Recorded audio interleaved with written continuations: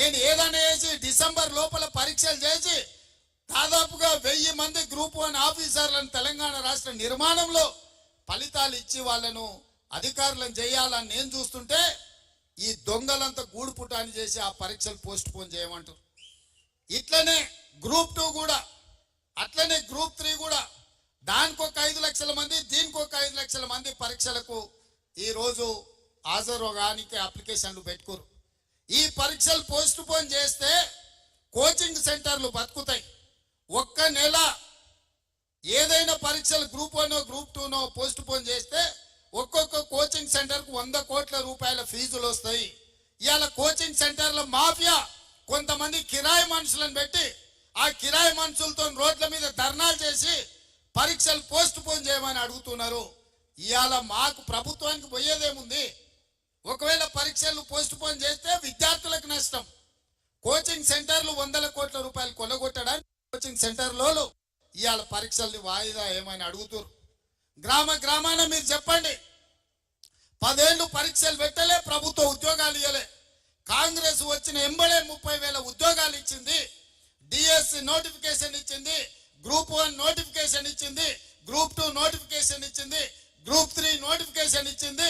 రాబోయే డిసెంబర్ 9 తారీఖు లోపల ఈ పరీక్షల ఫలితాలన్నీ ఇచ్చి వేలాది మంది నిరుద్యోగ యువకులకు ఉద్యోగ అవకాశాలు ఇవ్వాలని మా ప్రభుత్వం ప్రయత్నం చేస్తుంటే పరీక్షలు వాయిదా ఏమంటారు?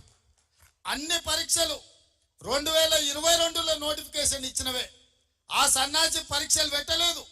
ఈ 2 ఏళ్ళు పిల్లలు చదువుతూనే ఉన్నారు, కోచింగ్ సెంటర్ల చుట్టూ తిరుగుతూనే ఉన్నారు. ఇప్పుడు కొత్తగా మళ్ళా వాయిదా వేస్తే ఇవన్నీ కూడా కోచింగ్ సెంటర్లలో వాళ్ళ కోచింగ్ సెంటర్లు నడపనికే. మా దగ్గర కూడా అక్కడి నుంచి ఇక్కడి నుంచి పైరవి చేస్తారు. సార్ మేము కోచింగ్ సెంటర్లు పెట్టుకున్నదే ఇవి నడుస్తామని, నువ్వు అన్ని పరీక్షలు పెట్టి పిల్లలకు ఉద్యోగాలు ఇస్తే మా దగ్గర ఎవరు చదువుకుంటాడు, మా వ్యాపారం మూతపడదా అని వస్తారు. ఇంత సిగ్గు తప్పిపోయారు. నిరుద్యోగ యువకుల బలహీనతను వ్యాపారంగా మార్చుకోవాలని కొన్ని కోచింగ్ సెంటర్ల యజమానులు ఈ ఆర్టిఫిషియల్ ఉద్యమాలను ఇవాళ మన కళ్ళగట్టినట్టు చూపించాలనే ప్రయత్నం చేస్తారు. ఎప్పుడు కేసీఆర్ బలహీన పడతాడో, ఎప్పుడు కేసీఆర్ పతనం అవుతాడో విద్యార్థులను రెచ్చగొట్టి వాళ్ళని సావగొట్టి వాళ్ళ శవాల మీద పార్టీని బతికించుకోవాలని ఈ సన్నాసోడు విద్యార్థుల శవం కోసం ప్రయత్నం చేస్తున్నాడు. ఆనాడు 6 అడుగులు ఉన్నాడు 100 రూపాయలు పెట్టి లీటర్ పెట్రోల్ తెచ్చుకుండు, కానీ 10 పైసలు పెట్టి అగ్గిపెట్టే తెచ్చుకోలే.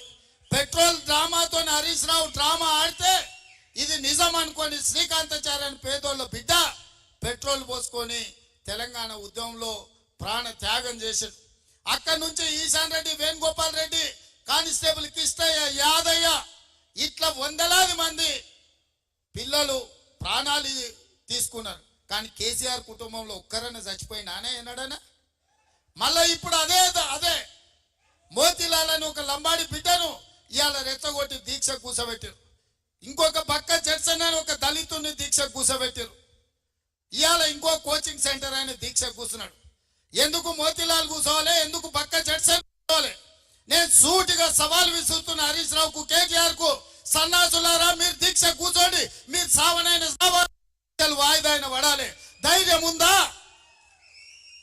రాండి ఉస్మానియా యూనివర్సిటీకి వచ్చి ఆర్ట్స్ కాలేజ్ ముందల బామార్దుల ఆమరణ నిరాహార దీక్ష కూర్చోండి.